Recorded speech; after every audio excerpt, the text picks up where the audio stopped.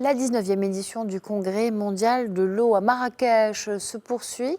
jusqu'au 5 décembre d'ailleurs. Et dans une déclaration à Médien TV, le ministre de l'Équipement et de l'eau, Nizar Baraka, nous fait part de la forte participation des experts, des praticiens, des chercheurs, décideurs politiques, ainsi que des membres de la société civile et du secteur privé axés sur la coopération dans le domaine de l'eau. Je vous propose de l'écouter. Aujourd'hui, nous avons eu une rencontre avec les dirigeants de l'IROA, qui sont les co-organisateurs de ce 19e congrès mondial de l'eau.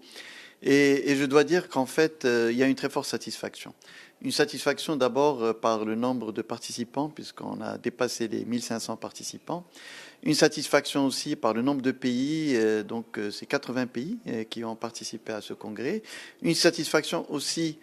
pour le haut niveau de représentation ministérielle, et c'est une première en fait au niveau du Congrès mondial de l'eau, où on a une rencontre ministérielle internationale et qui a abouti à une déclaration qui sera présentée ce soir, et aussi une satisfaction du fait que à travers aussi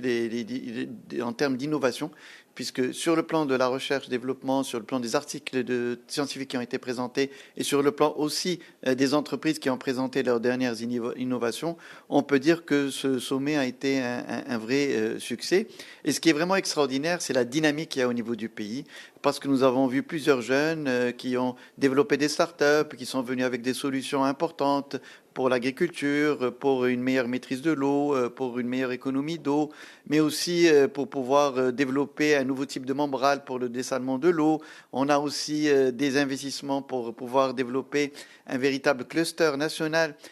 qui va pouvoir développer tout un écosystème autour du dessalement. Donc en fait, on est dans une dynamique nouvelle au niveau du pays qui intègre en fait les dernières technologies et qui s'inscrit dans la logique d'adaptation au changement climatique. Et je dois dire que dans le cadre de cette rencontre, nous avons décidé de l'après-congrès, puisque nous allons poursuivre donc le travail ensemble avec cette organisation mondiale de l'eau, pour pouvoir utiliser et capitaliser sur les recommandations qui vont se dégager de ce congrès pour pouvoir les présenter, les faire connaître au niveau des Nations Unies dans le cadre du sommet qui sera présenté en 2026. Et à côté de ça, nous allons aussi poursuivre l'accompagnement des chercheurs et veiller à ce qu'il puisse y avoir un network de chercheurs marocains avec des chercheurs internationaux